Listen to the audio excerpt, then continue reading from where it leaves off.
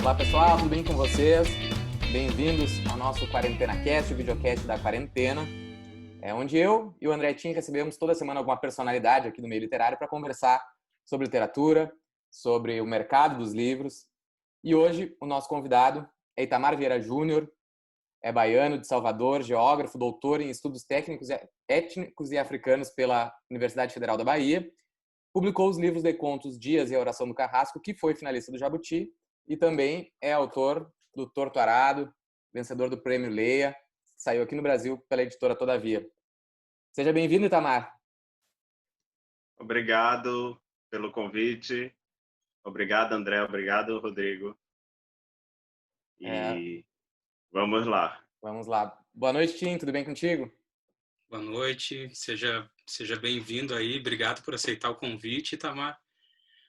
Eu queria começar fazendo uma sugestão já.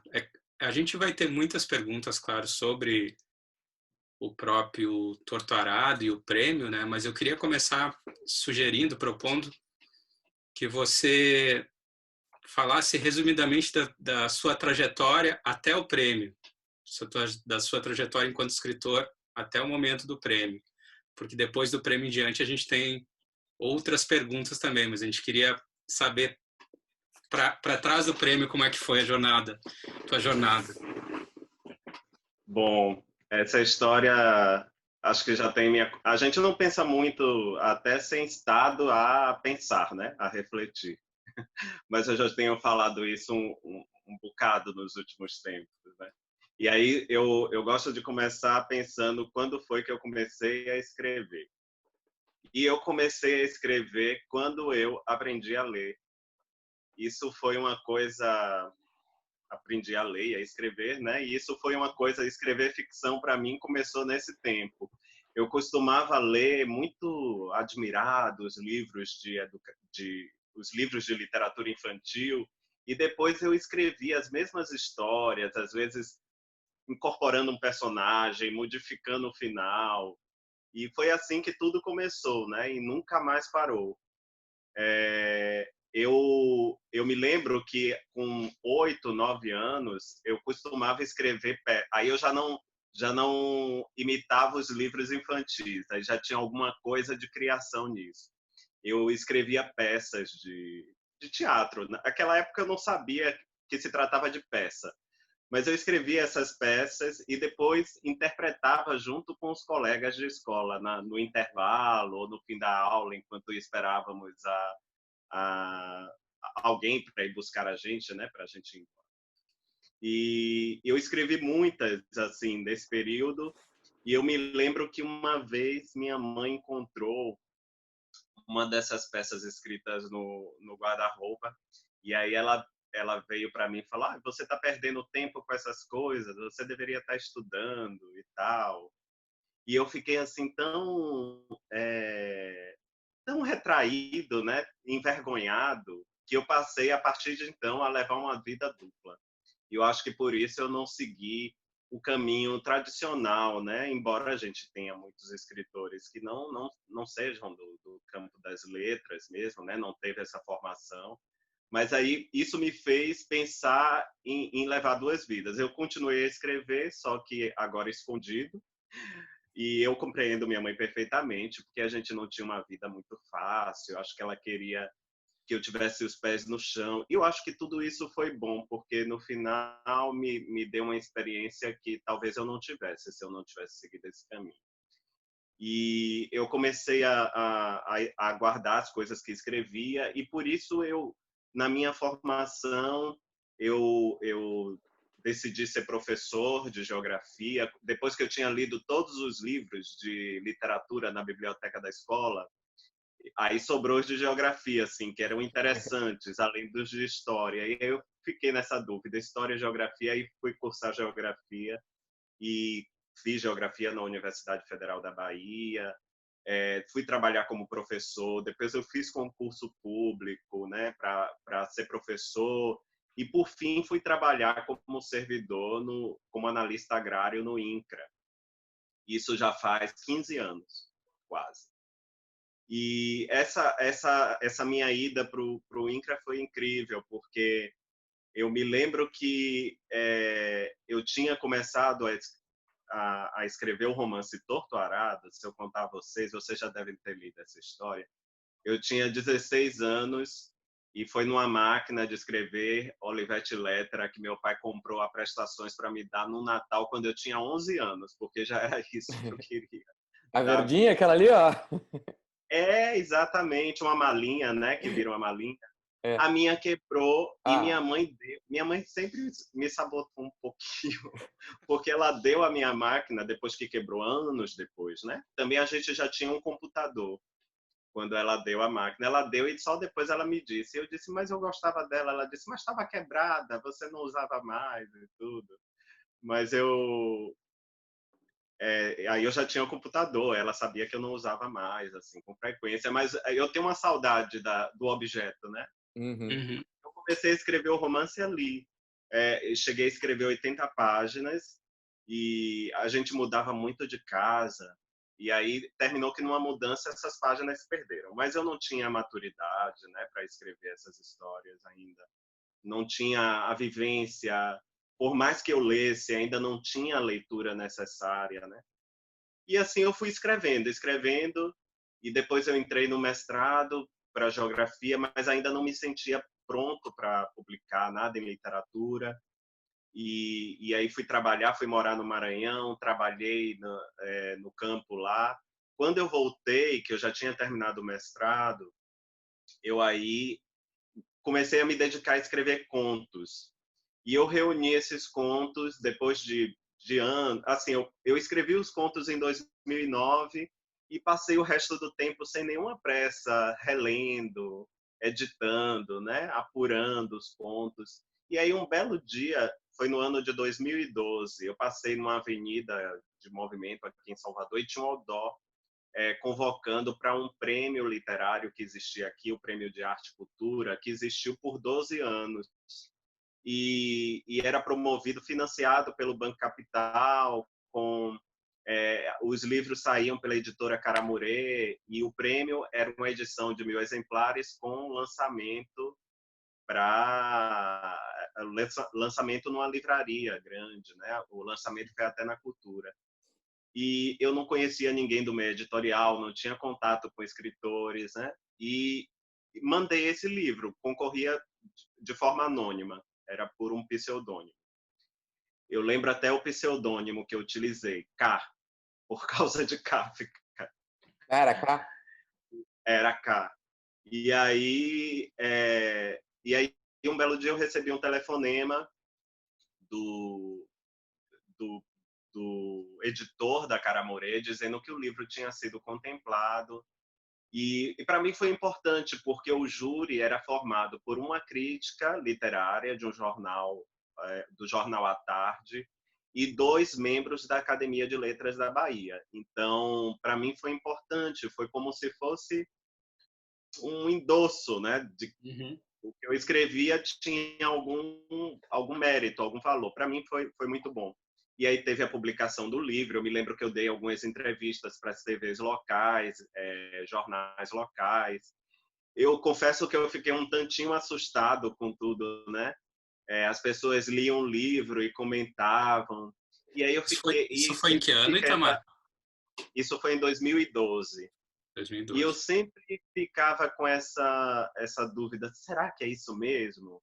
Será que eu não estou me perdendo? Acho que aquela culpa sempre voltava. Se escrever era importante, né?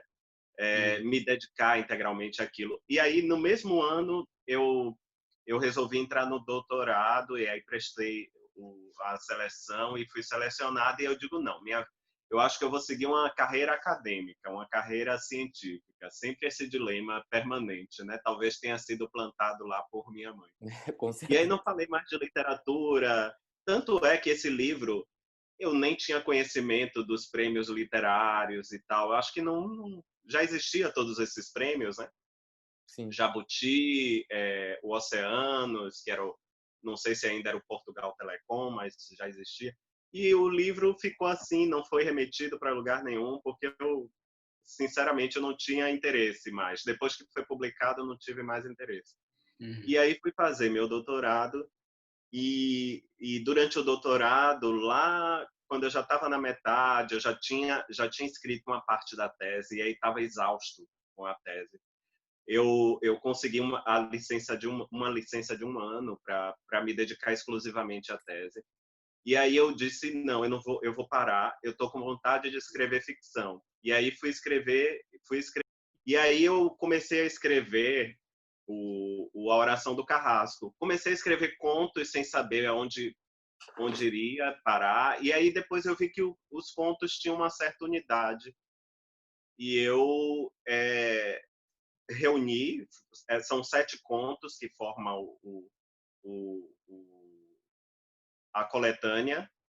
E eu também continuava com os mesmos problemas. Eu me lembro que eu escrevi para o editor, Fernando Oberlanda, que editou o primeiro livro, perguntando se ele tinha interesse em publicar. E aí ele me respondeu depois que tinha muita demanda e que não podia no momento e tal. Aquela velha resposta. Aquela velha resposta. Aí eu mandei também depois, e o Marcelo até fala sobre isso, o Marcelo Nocelli, que é editor, eu mandei para ele, mas ele não deu uma resposta. E aí surgiu um edital, ele disse depois que se arrepende de não ter dado uma resposta, né? A gente tem uma boa relação hoje. Mas aí porque ele não me conhecia, né? Ele deve receber muitos e-mails de pessoas, né, querendo publicar. E aí teve um edital da Secretaria de Cultura do Estado, da Fundação Cultural do Estado da Bahia, que contemplava várias áreas das artes, cinema, música, literatura. E para a literatura cabia muitos projetos, né? Como eu já tinha um livro pronto, eu elaborei um projeto pedindo recurso para poder bancar a publicação. E aí foi aprovado lá, depois de meses, eu nem lembrava mais disso, aí foi aprovado. E aí eu fui procurar uma editora, né? Fiz aquela cotação, aquelas coisas que pedem. E a editora Mondrongo, que é uma editora aqui local, publicou o livro, A Oração do Carrasco. Teve uma coisa boa nisso. Como eu tinha exemplares, né? Eu era dono dos 1.000 exemplares que estava lá no projeto. Uma parte foi para o Estado, para as bibliotecas públicas e tal. E a outra parte foi comercializada pela editora, por algumas livrarias locais, mas eu fiquei com um bom número de livros e pude mandar para as pessoas. Eu acho que eu mandei para o André Tino, foi, André? Sim, eu tenho. Que legal, depois mostra aí. Mandei para muita gente. E alguns críticos, e aí começou a sair coisas positivas. Eu me lembro que o Alfredo Montes publicou uma resenha na Tribuna de Santos, o Tadeu Sarmento publicou no Estado de Minas, a Cláudia Nina escreveu para o Rascunho, escreveu também para Seleções sobre a Oração do Carrasco, e teve muitas resenhas positivas, e foi muito bom, porque aí me permitiu conhecer mais pessoas do meio da literatura, e eu enquanto isso, eu escrevi o romance Torturada. Já tinha voltado, porque aí já tinha defendido minha tese de doutorado. E aí voltei a escrever o romance, né? Tinha perdido aquelas páginas, que bom, porque eu acho que não valiam muita coisa. E aí comecei do zero a escrever essa história. E já com toda essa bagagem nova, né? Hã? E já com toda essa tua bagagem nova, trabalhando no INCRA, enfim. Trabalhando no campo, conhecendo trabalhadores rurais e tudo isso. E aí já estava na escrita bem avançada de Torturado. Eu me lembro que eu concluí em março de 2018 e fiz uma revisão. Uma amiga minha, a Ana Valéria Fink, que é escritora, ela é até de Santa Catarina, André, mas mora aqui. Ela tem livros infantis publicados, livros de crônica. Ela é de Bombinhas, se eu não me engano. Não tem uma cidade, Bombinhas? Sim, sim. É bem litoral, é praia. É litoral, Ela mora aqui há muitos anos, no interior da Bahia, em Piauí. Ela tinha feito a revisão da Oração do Carrasco pela editora e a gente manteve contato. E ela foi a primeira leitora de Torturado. E aí fizemos a revisão junto. E quando eu terminei essa primeira revisão do livro, faltavam 5 dias para o Prêmio Leia. Eu tinha lá no Google continuava com os mesmos problemas, né? Sem contato com o mundo editorial, aqueles mesmos problemas dos livros anteriores. Uhum. E aí eu tinha um alerta no Google informando sobre prêmios, concursos literários, e um deles era o Prêmio Leia. Eu já conhecia o Prêmio Leia, não tinha lido nenhum livro que tinha sido vencedor, e fui pesquisar, né, o histórico do prêmio, vi que um brasileiro tinha vencido. Só um Agora eu parênteses, acho que Tamar, bendito alerta do Google, né? É o verdade. alerta do Google ajudou bastante. Eu passo para vocês ou continuo? Não, eu acho que tu tá indo no mais nosso perguntas? caminho. A gente queria saber depois essa. Podem me interromper, tá? Fica Não, mas tá tranquilo. ótimo, porque, Itamar, a gente, pelo menos para mim, eu não conhecia tanto assim e é legal ver que tipo cada carreira vai se montando de um jeito diferente e isso tudo enriquece o nosso público também aqui. Ele tem muito aspirantes a escritor, né? Deixa eu com certeza. só aproveitar que a gente fez Gosto uma de falar para parada todo ali. mundo. A gente tá com um delayzinho aí. Deixa eu só aproveitar que a gente fez essa parada para observar um negócio que eu achei interessante, que é essa história das 80 páginas. Achei muito simbólico isso, porque esse final de semana eu estava lendo esse livro aqui sobre a ficção, Sim. e a Rosa Monteiro, agora eu não recordo ela só se ela fala sobre... Foi o Ricardo Viel, né? Oi? O Ricardo Viel que organizou esse livro. Exatamente. Ele é da comunicação da Fundação José Saramago. É ele mesmo. E aí a Rosa Monteiro fala sobre um processo que agora eu não sei se é dela ou se ela está mencionando outra pessoa, mas que esse processo consta em escrever um romance, jogar fora tudo que foi escrito e reescrever a partir só do que ficou e da memória daquela escrita.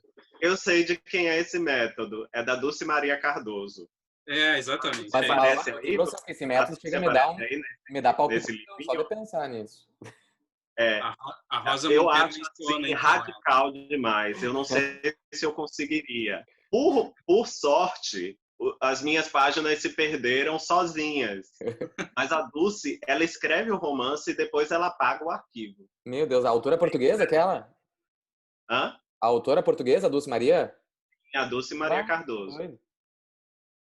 Eu não conseguiria fazer algo tão radical, não. Não tem também. Também não. Agora, eu confesso que eu tenho coisas escritas, já concluídas, que eu não considero que tenham valor para ser publicada. Pode até ser que mude lá na frente a minha percepção sobre esses livros, né? Mas eu não gostaria de publicá-los. E coisa que eu não escrevi não faz muito tempo, não. Coisa que depois de ler, eu não sinto ainda vontade de torná-los públicos. Não sei se tem valor. Aí eu acho que isso também é importante para o autor, né? Só publicar quando ele tem certeza também de que o trabalho tem alguma relevância. Isso é importante. Com certeza. Eu não posso nem falar isso. Daqui a pouco vão estar me cobrando essas coisas. Uma vez eu fui falar sobre isso e alguém me disse, mas como pode não publicar? Escreveu é para publicar. Eu digo, não, mas isso quem sabe bem assim, né? Polanho aconteceu uma coisa assim, né? Ele ficou com muita coisa que eu não sei se ele gostaria de publicar e que publicaram depois que ele faleceu, né? A família tem publicado com certa frequência até. Mas ele tinha muita coisa escrita. E voltando a Torturado. E aí foi assim que eu mandei o livro para o prêmio lá, para o Prêmio Leia. Porque eu fui ler o histórico do prêmio e eu mandei assim com um tanto de incerteza se o livro seria lido pelo júri, né? Era uma história que destoava muito do universo da língua portuguesa. Isso na minha concepção, depois tudo foi derrubado, tudo isso foi derrubado. A nossa escrita é muito diferente da escrita, por mais que a gente diga que não, que falamos a mesma língua, não é a mesma língua, né? Não. É muito diferente. Então, o júri é majoritariamente português, das ex-colônias, né, de Angola, de Moçambique, que tem um português mais parecido, né, com o português de Portugal. E mandei com muitas dúvidas, não tinha nenhuma certeza nenhuma. Tanto é que eu me esqueci depois, completamente que eu tinha mandado, nem esperava notícia, né? Até o dia que Manuel Alegre ligou, o poeta Manuel Alegre ligou, que é o presidente do júri, falando. Eu queria Legal. aproveitar esse momento para te perguntar uma coisa justamente a respeito do livro. E depois eu sei que o Rodrigo tem perguntas sobre o próprio prêmio também. Mas, assim, eu queria entender a recepção do público fora do Brasil e do público português em relação ao livro. E é interessante isso que você coloca de ser uma coisa que destoa completamente da literatura deles. E eu fiquei me perguntando assim, como teria sido a recepção, não do júri necessariamente, mas do leitor português, né? Porque o livro circulou muito, fez um enorme sucesso. E assim, essa história, a história de Torturado, ela coloca em evidência resquícios de um regime escravocrata no Brasil, que, embora tenha sido abolido no papel, se perpetuou na vida real por muito mais tempo ainda, né? E cujas pessoas negras no Brasil hoje ainda sentem, né, os efeitos e as consequências desse sistema escravocrata ecoando ainda hoje, né? E eu fiquei curioso, me perguntando como teria sido a leitura do leitor português, justamente pela relação que a gente tem com Portugal, né? De haver essa relação tão íntima com a escravidão, por serem eles os nossos colonizadores, né, no Brasil Império. Então, se chega a entrar nesses méritos, nas discussões que fez sobre o livro, se entra nessa profundidade, como que foi a recepção das pessoas por lá? Em Portugal, o livro, o Prêmio Leia tem uma grande audiência, né, dos meios de comunicação, TV, rádios, revistas. No dia que saiu o anúncio do prêmio, eu passei um dia inteiro dando entrevistas, eles queriam falar sobre o livro. E foi bem no intervalo entre o primeiro e o segundo turno da eleição presidencial. Então, queriam, mais que falar do romance, eles queriam falar sobre o Brasil, né? E a comunidade internacional, eles representavam isso, né? Os jornais de muitos países, e os portugueses não foi diferente, queriam saber, né? Estava todo mundo muito aflito, assustado com o que ia acontecer com o país. Mas aí depois eu embarquei, André, com todas... o livro foi publicado em fevereiro, lá em Portugal, e eu embarquei para lá com todas essas dúvidas. Eu digo, uma coisa é o júri, que selecionou o livro, e outra coisa, como é que vai ser com o público, né? Com a crítica. Eu me preocupava muito com isso, assim. E aí fui sozinho para lá e fui muito bem acolhido pela editora, pelos autores portugueses. O livro ele foi lançado no Festival das Correntes de Escrita, em Póvoa de Varzim, que é um festival que já tem mais de 20 anos, tem uma certa tradição para o mundo ibérico, né? Porque é para português e espanhol. E o livro foi lançado lá. E aí eu pude perceber, eu tinha muito medo de tocar assim, não sabia como isso seria recebido em Portugal. Mas o que eu descobri com o lançamento do livro, com os autores que eu conversei lá e com o próprio público, é que o Portugal, o país, né, que colonizou o Brasil e outros países, né, da África e outros lugares do mundo, da Ásia, esse país mudou muito, né? E eles têm muito interesse em saber sobre todo esse processo de colonização, mas não na historiografia oficial que eles já conhecem, né? Feita, realizada pelos próprios portugueses. Eu acho que eles querem escutar isso por vozes destes países, oriundas destes países. E não por acaso, o livro que ganhou o último prêmio Oceanos, o da Djamila Almeida Pereira, Luanda, Lisboa, Paraíso, conta um pouco dessa história da diáspora, né? Um pai e um filho que migram para Portugal em busca de tratamento médico, e lá eles têm que lidar com todos os problemas que os imigrantes sofrem, né? E eles carregam o peso da colonização. E a colonização deles terminou muito mais tarde que a nossa, né? Só em 74, 75 esses países declararam independência. E eu vejo muito interesse dos portugueses em temas a este respeito. E aí minhas dúvidas, por exemplo, sobre essa questão de se tratar um romance que se passa numa paisagem rural, né, com personagens que vivem o campo. E Portugal já é um país integrado à Europa, né, integrado à União Europeia, com cidades cosmopolitas, né? Até pouco tempo, eu não sei se ainda mora, a Madonna morava em Lisboa, né? E ano passado, pelo menos, ela estava lá, ela tinha uma casa lá. É um país integrado à União Europeia, né? Com cidades cosmopolitas. Mas, durante muito tempo, Portugal foi um país muito pobre, principalmente no século XX, durante a ditadura salazarista, né? Uhum. Que terminou justo quando tem as independências, né? Depois do fracasso das guerras coloniais. E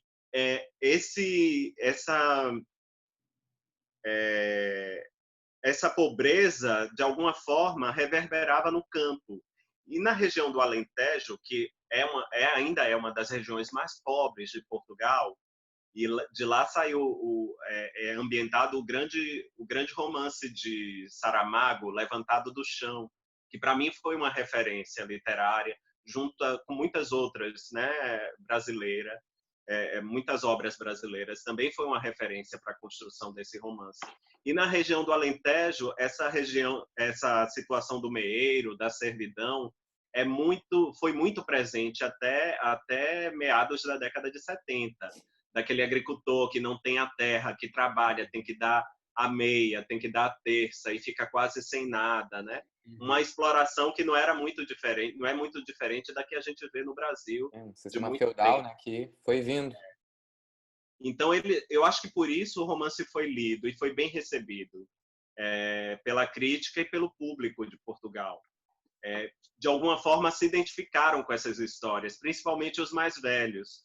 Os leitores mais jovens, eu vejo que já outras coisas sobressaem no romance para eles, né? Mas os leitores mais velhos, e isso é muito forte em Portugal, né?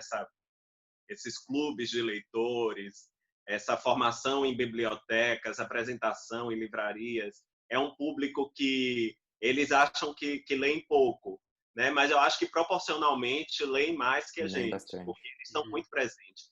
Eu vejo sempre muito idosos, né? Muitas pessoas de idade participando, de todas as idades, para falar a verdade, participando desses grupos lá.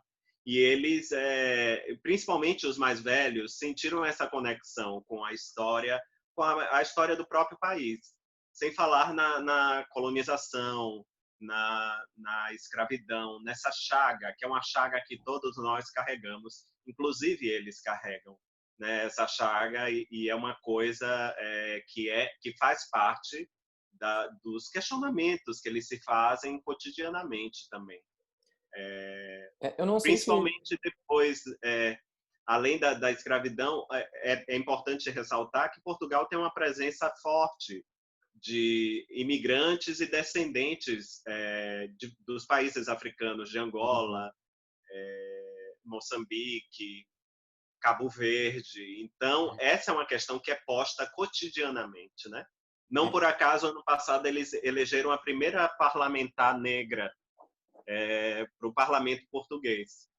Em Portugal tiveram aquela situação até que tem no livro da Dulce Maria, que é maravilhoso, dos retornados, né? Que quando acabou, enfim, muita gente que inclusive nem se reconhecia como português de Portugal foram largados lá numas casas, nos assentamentos, assim. Muito. A própria Dulce, a Isabela Figueiredo, né? Todos Sim. eles fizeram esse caminho, né? De retorno. E eu acho que toda essa história é por isso que eles nos olham muito mais do que a gente olha eles, né? Mas não sei se tu notou isso. O interesse deles é muito maior sobre nós do que nós, enquanto brasileiros, temos sobre portugueses, né? Eu acho que nós temos bastante. Em relação à literatura, você fala, Sim. Rodrigo? Não, eu digo do país. Literatura, eu gosto. Do país, sim. É verdade. Em relação à literatura, eu acho que é o inverso. Nós Sim, temos mais a gente olha bastante. interesse nos autores portugueses do que eles nos brasileiros. Poucos autores brasileiros conseguem publicar em Portugal, né? Contemporâneos, eu falo os Eu vi muito contemporâneos. pouco quando eu fui lá, Não acho que o Milton Fato e Ratum, mais Milton Ratum. é, os nossos clássicos, né? Jorge Amado, todos esses, o Érico Veríssimo, todos esses ainda são publicados em Portugal. Mas eu falo escritores contemporâneos, não são muitos que são publicados. Recentemente, quem lançou um livro lá foi o Paulo Scott, né? O O Marrom e Scott. Amarelo acabou de sair Ah, lá, é pela tinta da China. verdade. Mas eles não. E já a gente não. A gente conhece a Ana Margarida de Sim, um Carvalho, o monte. Afonso Cruz, o Gonçalo Tavares, o José Luiz Peixoto, o Eu- Walter Hugo Manha, que é uma celebridade, né? Todo É mundo, verdade. onde ele vai, arrasta. E tem muitos leitores aqui também. O mesmo não acontece lá. Eu queria, quando tu falou ali do pseudônimo, Itamar, que tu teve o K naquele teu primeiro prêmio, me veio aqui, porque eu me lembro de uma mesa tua aqui em Porto Alegre, aí tu contou que no Torto Arado, tu usou um pseudônimo maravilhoso, que era A Terra, né? Tipo, é super significativo para a história, né? É verdade. E esse pseudônimo tinha um propósito também, Rodrigo, que como era uma história que era narrada por personagens mulheres, né? Eu não queria que o fato de ser um autor homem e de ser ou uma mulher, qualquer coisa, influenciasse o júri. E por isso eu optei por um pseudônimo neutro, né? O Sim. que gerou uma situação até curiosa. Depois eu fui ler na imprensa de Portugal que o júri, enquanto lia o livro, e por conta desse pseudônimo A Terra, que tem uma relação com a história, né? Que a história fala da Terra, mas também poderia ser Ana Terra, né? Ou qualquer outro nome masculino com Terra no final. E Ana Terra, eu acho que é uma das grandes personagens da nossa literatura, né? Da literatura brasileira. E aí eu fiquei com esse pseudônimo, né? E coloquei lá, e isso gerou uma dúvida no júri, porque eles não sabiam se o livro tinha sido escrito por um homem ou por uma mulher. E só depois que o livro foi decidido que o livro era o vencedor do Leia, que eles aí descobrem quem é o autor, né? É que viram que era um autor homem. E aí eu pensei cá comigo. Então eu disse, eu acho que eu fui bem sucedido nesse Na tua ideia. propósito, né? Que era plantar essa dúvida, pelo menos no júri, que agora não é mais possível plantar essa dúvida para o leitor, porque o leitor sabe quem é o autor. Mas Claro. naquele momento, para o júri, eu queria que essa dúvida ficasse e que a obra fosse, é claro, né, que Vida por seria ela mesma. decidida por seus méritos. Mas só o fato de se ler algo, um homem escrevendo sobre mulheres, isso pode causar um ruído, né? Uma série Claro. de questões que hoje que está muito em voga. Por exemplo, se falar de lugar de fala, né? Que eu acho que não cabe na literatura, por exemplo, né? Nas artes não é possível, né? Dessa forma não é possível falar de lugar de fala, né? Sim, Embora senão o reconheça a lugar que é importância da da arte liberdade, a gente vai estar pública. limitando, né? E aí para mim foi uma surpresa também descobrir que eles também, que eu consegui plantar a dúvida no júri. É interessante porque eu acho que foi bem sucedido não só na implantar a dúvida, mas narrativamente foi muito competente também, porque a dúvida persistiu neles, né, no sentido de eles realmente não saberem se o livro havia sido escrito por um homem ou por uma mulher, especialmente pelas personagens serem femininas. Sim, sim. E narrado em primeira pessoa, né? Exato. A narrativa é em primeira pessoa. Só a última parte que há um pouco de narrativa em segunda pessoa, em terceira pessoa, porque a personagem que narra a última parte, ela já permite isso, né? Sim, sim. Já não é alguém humano, né? Para narrar, é alguém que está além do humano. Então essa perspectiva, esses pontos de vista se misturam. Mas e isso mostra, eu acho, André, que qualquer um é capaz. É esse poder, é o poder da ficção mesmo, né? É esse poder da gente, como autor, e a gente já faz isso como leitor, mas eu acho que como autor a gente pode se colocar no lugar dos nossos personagens. E isso é meio que... Eu vi recentemente a Bernardine Evaristo, a autora que ganhou o último Man Booker, dividiu com a Margaret Atwood, e ela tem uma origem no teatro, a Bernardine. E o livro dela, o último livro dela, que deve sair aqui no Brasil ano que vem, Girl, Woman e Others. O último livro dela tem vários narradores, 12 ou 13 narradores, e todas são mulheres. E alguém perguntou como é que ela conseguiu narradores tão diferentes, de épocas tão distintas, né, com tema que se permeia ali na obra, como é que ela conseguiu isso? E todas as narrativas em primeira pessoa. E ela fala que como ela é do teatro, que é como se fosse interpretar, né? É como se você subisse num palco e interpretasse aquele papel. Eu achei tão interessante. Foi uma entrevista que ela deu para o El País, e ela fala sobre isso. E realmente é isso. Eu acho que quando a gente está escrevendo, a gente interpreta aquelas personagens, né? E torna tudo aquilo literatura, né? Toda essa interpretação e literatura, mas a gente está interpretando aquelas vidas também. Interessante, porque a literatura é, por natureza, o exercício da alteridade, né? Sim. Então, se não pudermos escrever a partir de outros lugares de fala, vamos todos nós estarmos fadados a escrever sempre só sobre os nossos próprios pontos de vista, né? Só autoficção. E a nossa vida, a minha, pelo menos, eu não acho muito interessante. Eu não... Seria um fracasso como escritor se eu escrevesse sobre minha vida, porque não tem nada interessante nela. Então, não teria ganhado também o pessoal não ia gostar, porque eles ficam dizendo lá vem o escritor falar sobre a vida dele de novo. Então, aí a gente não consegue agradar ninguém. Eu confesso que quando eu já li tanto autoficção que hoje, quando eu recebo alguma coisa assim, quando falam de algum livro e que eu vejo que é autoficção, eu já fico assim, pensando, será que eu vou tentar ouvir as lamúrias desse escritor de novo? Se não nos deixarem criar, vai ficar difícil. Eu acho que isso sempre foi assim, né? A literatura tem esse poder, né? Esse poder da criação. Eu acho que a gente brinca de Deus, né? Uhum. Brincamos de Deus, porque os personagens nascem muitas vezes do nada, né? E é tão interessante como eles ganham personalidade, ganham corpo, ganham vida a partir do que a gente escreve. E o barato da literatura, o barato de escrever é justamente esse poder de criar, de se sentir Deus, né? De dar vida e de tirar no momento que você acha que é possível, né? E que vai fazer sentido para a história. Essa coisa de brincar com Deus, eu acho que é uma megalomania de todo escritor. Sim, e eu às vezes eu tenho a impressão que muito do que origina a discussão do problema do lugar de fala na literatura, na verdade, é anterior a isso, é um problema de falta de representatividade, né?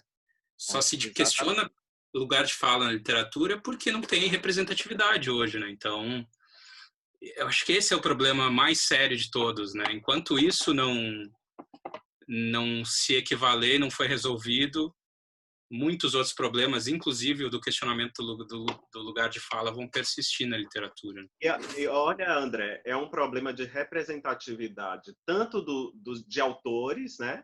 Que a gente sente essa falta. Hoje, cada vez a gente tem mais, né, pessoas indígenas, pessoas negras escrevendo, né? Escrevendo sempre escreveram. O que eu falo é publicando, participando de prêmios. Isso é muito importante. E também de personagens, né? Eu acho que a gente sente falta de personagens que dê conta dessa nossa diversidade étnica e cultural, né? Esse país é imenso, não é possível que a gente sempre fale das cidades, sempre fale das mesmas coisas, das mesmas questões, né? a gente precisa olhar para o todo, olhar para este país, para o profundo deste país, né? E eu acho que quando a gente faz isso, a gente consegue extrair beleza de muitas coisas, né? E contar essa história que é feita por tanta gente, né? De tantas origens distintas e que continuam a fluir para cá. Isso é muito importante também. Tá bom? Legal. E Tamara, queria te perguntar, ali no começo da conversa, tu falou que o período em que aconteceu a divulgação do Prêmio Lê era bem o intervalo entre o primeiro e segundo turno das eleições, né, das nossas últimas eleições presidenciais. Eu imagino que com a premiação tu deva ter estabelecido um contato mais permanente com colegas escritores de lá, né, e mesmo com leitores, com pessoas de Portugal. Tu consegue ter uma ideia assim de como que está a percepção do Brasil hoje para eles nesse momento de desgoverno em que a gente se encontra? Olha, é a pior possível. É a pior possível. Eu lembro que quando eu fui, eu tive lá em janeiro, depois eu tive em junho do ano passado e passei um longo período e viajei pelo país, né? Fui até a Ilha da Madeira, fui da Ilha da Madeira já na costa da África até o norte de Portugal. E neste primeiro momento que o governo estava começando, né? Existia uma dúvida grande, existia muitas dúvidas, mas não tinha tido ações tão fortes ainda para mostrar como de fato o país iria ficar. E eu às vezes nesse debate público a gente é instado a todo momento, né, a estar nesse debate. Eu me lembro que eu fiz uma fala nas correntes da escrita e falava sobre o livro, mas em torno dessa questão política, né, da ascensão da extrema-direita no mundo. Me lembro que dei muitas entrevistas e que este tema era um tema recorrente. Às vezes eu mesmo me perguntava, né, não tinha tido muito tempo de ver, né, o que iria acontecer, ou de perceber o que de fato iria acontecer. Para a gente também não é novidade, mas eu acho que foi além, né, do que esperávamos. A própria conjuntura atual, né, de pandemia e tudo, acho que revelou o pior desse governo, né? O pior, que eles não têm projeto de país, que ele pouco se importa com a vida, né, dos habitantes desse país. Mas eu já falava sobre isso porque eu já sentia isso, né, na própria história do próprio presidente da República ao longo de sua vida parlamentar. Mas, de fato, e eu vi assim que os portugueses, o público achava que era uma fase do país, né, que isso iria passar e que talvez não fosse tão mal assim. Eu ouvi até de algumas pessoas ditas progressistas, né, dizendo: mas se o Guedes fizer uma reforma, é claro que eu não respondia, mas se o Guedes fizer uma reforma e o país for bem, tiver emprego para todo mundo e tal. E, enfim, passado quantos meses? 20 meses quase de governo. A percepção que eles têm hoje, eu mantenho contato com muitos, é a pior possível. Eu acordo de manhã, vou olhar o WhatsApp, e aí tem mensagens da imprensa europeia que me mandam: o que é isso? E uma interrogação: o que é que está acontecendo? As pessoas assustadas, né? Porque realmente foi uma coisa fora da curva o que aconteceu aqui no Brasil, né? É assustador. Eu acho que eu vivi um pouco isso e meus amigos viveram um pouco isso com a eleição do Trump, né? É tudo nos Estados Unidos, a gente achava assim, foi terrível, mas achava que o país iria dar a volta por cima, né? E não foi bem assim. O Trump terminou desgastando a própria instituição da presidência, e hoje se fala em riscos à democracia, não só no Brasil, mas também nos Estados Unidos, né? Tanto que o mote da campanha adversária é esse. Ou seja, esses personagens, né, essas personalidades, né, caóticas, são um risco, certamente. E cada vez mais a percepção do Brasil lá fora tem sido motivo de preocupação, né, para nós mesmos. Eu fico preocupado que as coisas belas que tínhamos aqui, né? Toda a nossa arte, artes plásticas, composições, literatura, o cinema, tudo de bom que a gente tinha, as pessoas que o público internacional vem a perder interesse pelo país por isso também, né? Porque, sinceramente, eu não quero ler nada sobre uma ditadura, né, horrenda que existe lá nas Filipinas ou em qualquer outro lugar. E isso pode ocasionar isso, que a gente perca relevância no campo diplomático, tudo isso já perdemos. Já. Mas que a gente venha a perder isso no campo das artes, onde a gente ainda tinha uma certa expressividade. Eu penso que isso pode ocorrer também, se nada for Inclusive, mudado, né, até lá. inclusive porque na mídia tudo mais fica em segundo plano quando a gente tem um governo como o que a gente tem nesse momento, né? Então, Exato. toda notícia sobre o Brasil neste momento e nos últimos meses é sobre tudo que E tudo que acontece no leva Brasil. E tudo que leva o nome Brasil hoje, essa é a percepção que eu tenho, principalmente das pessoas que moram lá fora, né? Tem esse carimbo nocivo, né?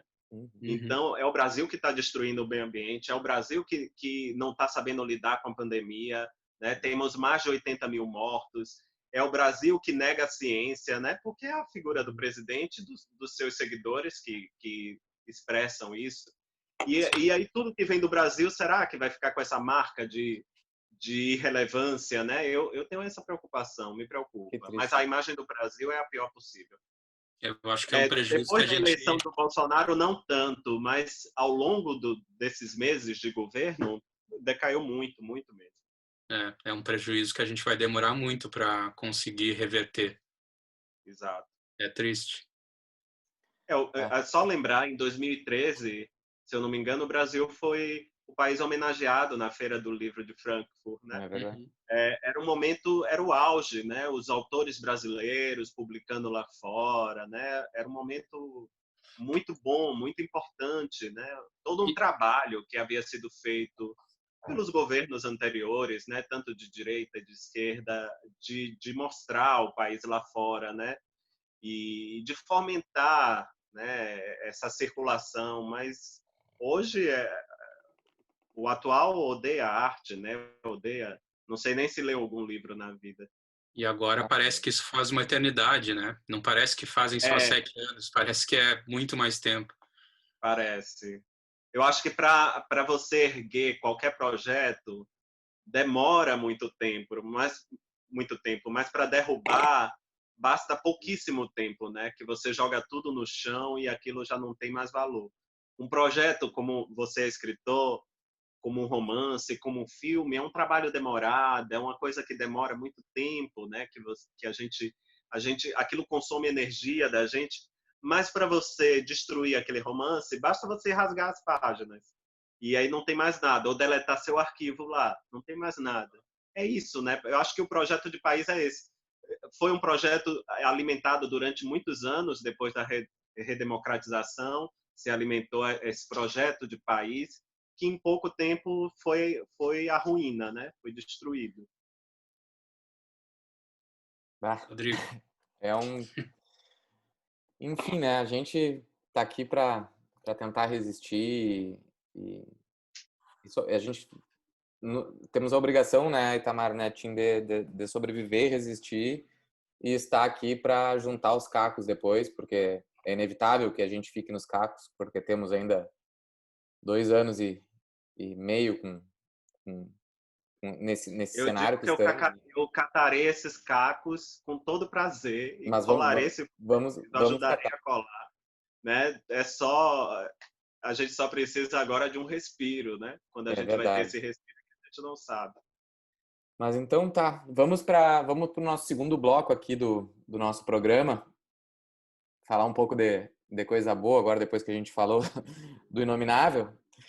Vamos fazer nossas indicações de livros, então começa com o André, depois o Itamar e eu faço aqui para a gente encerrar. legal. Eu queria indicar hoje este livro que se chama Um Silêncio Avassalador, do Lucas Barroso, que é um autor de Porto Alegre.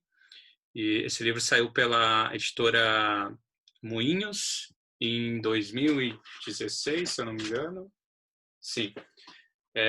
O Lucas é um ótimo contista, eu gosto muito desse livro de contos dele. E são contos assim que exploram situações mais cotidianas possíveis, mas ele tem um talento para extrair o que é único dessas situações. Assim, eu acho um grande livro de contos esse.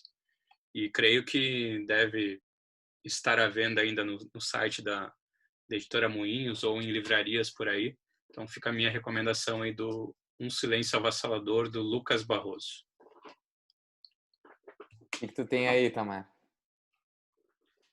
Eu separei aqui um. Eu separei mais de um, né? Porque eu sou terrível, é difícil escolher um. Mas É eu acho que difícil. nesse período de quarentena, eu acho que a gente ainda tem tempo, né? Tá sem cinema, sem teatro, né? A gente tem mais tempo para ler. Eu vou indicar Um Defeito de Cor, da Ana Maria Gonçalves. Eu acho que é um dos grandes livros brasileiros do século XX, do século XXI, desculpe. Ele foi publicado em 2006 e conta a história de Kehinde, uma mulher que sai escravizada da África, vem para o Brasil e ela tem um filho e esse filho é vendido como escravo. Ela, depois de anos, ela retorna à África e volta de novo ao Brasil, já idosa, para tentar encontrar esse filho. A história da Kehinde foi inspirada na história da Luísa Marim, a mãe do abolicionista Luiz Gama, e a Ana Maria Gonçalves escreveu esse livro na Bahia, né? Apesar de ser mineira, é uma história que se passa na Bahia, é um grande romance, é uma história inesquecível que a gente não sai o mesmo depois que lê e vai tocar em todas essas questões que a gente conversou um pouco aqui a respeito da escravidão, né? Do período da escravidão, dos abismos sociais do país. E é a minha dica de leitura. Muito boa dica, então. E para finalizar, eu vou trazer aqui um livro que acho até que tem um significado para o Tim também, acho que foi parceiro dele, se não me engano. Estou trazendo Morri por Educação, 17 Contos Desgraçados, da Nathalie Lourenço. Uhum. Se eu não me engano, ela foi vencedora contigo na categoria de contos lá do prêmio da 8,5, né? Sim. Eu acho Do que André foi Tim, né? Foi. Eu acho que foi até numa edição posterior, agora não tenho certeza. É, Mas foi. E é um livro que eu acho incrível. É super bem escrito, contos muito divertidos, tragicômicos, assim, de situação, né? Como se fossem comédias de situação. Tem um que era sobre a água, assim. Enfim, são contos bem curtinhos, mas super fortes. Da 8,5, que é uma editora independente, né, lá do Rio, que faz um trabalho bem bacana. Agora não está publicando tantos livros, a Flávia está focada mais na sua carreira com cursos de escrita, mas tem uma história curta e muito bonita ali. Então, Nathalie Lourenço, Morri por Educação, da editora 8,5. Então tá, vou te agradecer. A literatura brasileira vai bem, né, Rodrigo? Vai bem, sim, por favor. Obrigado, apesar deles. Apesar deles, a gente tá aí. Itamar, queria te agradecer muito por tu ter topado. A gente sabe que a tua vida tá corrida agora, né? Porque a quarentena, tu tá fazendo bastante inserções ao vivo também, então te agradeço muito por reservar um tempinho pra gente. É sempre bom falar com vocês. O Rodrigo eu conheci ano passado, nos conhecemos em Porto Alegre, né, Rodrigo, pessoalmente. Isso. O André, virtualmente, já há algum tempo, mas eu espero poder vê-lo em breve também, André. Legal. Vamos ter que fazer uma mesa dos dois lá na fronteira, lá em Bagé. Essa pandemia aí. Que a gente se encontre nesses festivais, né, nessas feiras da vida. Coisa boa, para conversar mais sobre literatura. Tomar vinho, né, Rodrigo? Vinho, comer uma pizza. Mas então tá, muito obrigado. Pessoal, tchau, tchau. Até a próxima.